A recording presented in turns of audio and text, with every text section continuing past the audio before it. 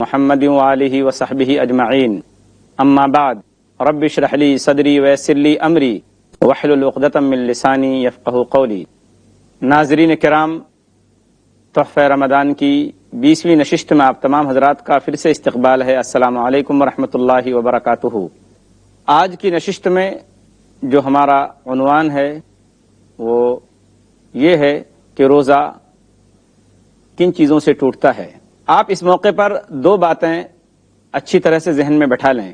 روزے کے سلسلے میں ایک چیز ایسی ہے جب قضا اور کفارہ، اس صورت میں دونوں چیزیں واجب ہوتی ہیں، صرف ایک شکل ایسی ہے۔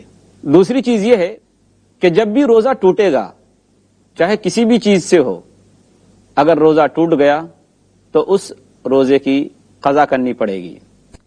صرف وہ کون سی ایک چیز ہے جس کی وجہ سے روزے کی قضا بھی کرنی پڑتی ہے، یعنی روزے کے بدلے روزہ بھی رکھنا پڑتا ہے اور اس کے بعد اس کا کفارہ بھی ادا کرنا پڑتا ہے۔ نمبر ایک، پہلی چیز یہ ہے جس سے روزہ ٹوٹتا ہے، وہ ہے بیوی سے روزے کی حالت میں ہم بستری کرنا، رمضان کے دنوں میں بیوی سے ملنا۔ ابو ہریرہ رضی اللہ تعالیٰ عنہ اس حدیث کے راوی ہیں، وہ فرماتے ہیں کہ ہم نبی کریم صلی اللہ علیہ وسلم کے پاس بیٹھے تھے کہ آپ کے پاس ایک شخص آیا۔ اس نے کہا کہ اے اللہ کے رسول صلی اللہ علیہ وسلم، میں تو ہلاک ہو گیا، میں تباہ و برباد ہو گیا۔ آپ صلی اللہ علیہ وسلم نے پوچھا کیا بات ہے؟ تو اس صحابی نے کہا وقعت علی امراتی وانا صائم، کہ میں روزے سے ہوں اور میں نے بیوی سے ہمبستری کی، جمع کیا۔ آپ صلی اللہ علیہ وسلم نے پوچھا تم کو اتنی طاقت ہے کہ تم کسی گردن کو آزاد کر سکو؟ اس نے کہا نہیں۔ پھر آپ صلی اللہ علیہ وسلم نے پوچھا کہ کیا تم لگاتار 2 مہینے روزے رکھ سکتے ہو؟ اس آدمی نے کہا نہیں۔ پھر آپ صلی اللہ علیہ وسلم نے پوچھا کہ کیا تم 60 مسکینوں کو کھانا کھلا سکتے ہو؟ اس آدمی نے کہا نہیں۔ آپ صلی اللہ علیہ وسلم نے فرمایا اچھا ٹھیک ہے، تم یہاں بیٹھو۔ تھوڑی ہی دیر کے بعد آپ صلی اللہ علیہ وسلم کی خدمت میں ایک بہت بڑا برتن لایا گیا جس میں کھجور تھی۔ آپ صلی اللہ علیہ وسلم نے پھر پوچھا کہ وہ سائل کہاں ہے؟ اس نے کہا اللہ کے رسول صلی اللہ علیہ وسلم، میں آپ کی خدمت میں یہاں حاضر ہوں۔ آپ صلی اللہ علیہ وسلم نے کہا کہ لو، ان کھجوروں کو صدقہ کر دو۔ اس صحابی نے کہا اے اللہ کے رسول صلی اللہ علیہ وسلم، کیا میں اپنے سے زیادہ محتاج پر صدقہ کروں؟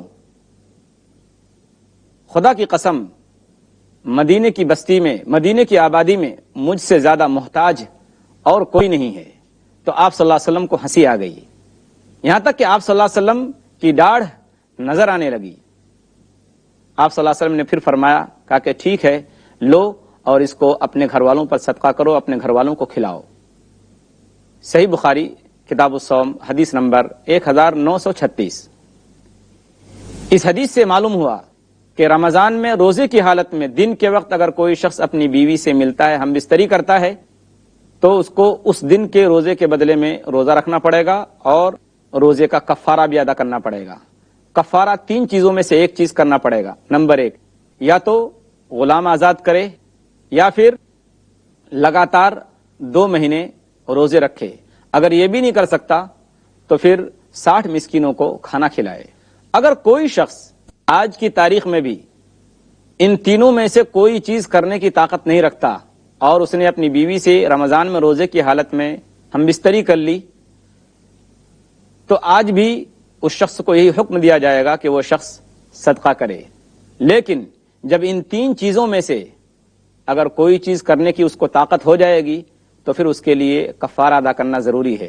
واللہ عالم بالصواب، اللہ زیادہ علم والا ہے۔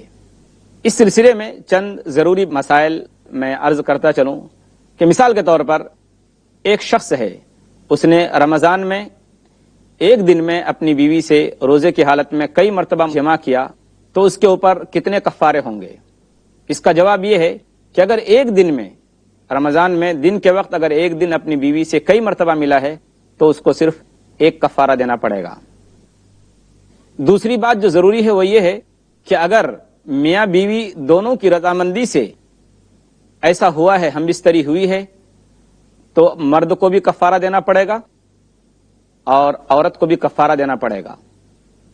اور اگر مرد نے زبردستی کی ہے عورت کے ساتھ، مجبور کیا ہے اس کو، تو اس صورت میں صرف مرد کو کفارہ دینا پڑے گا، عورت کے ذمے کچھ بھی نہیں ہوگا۔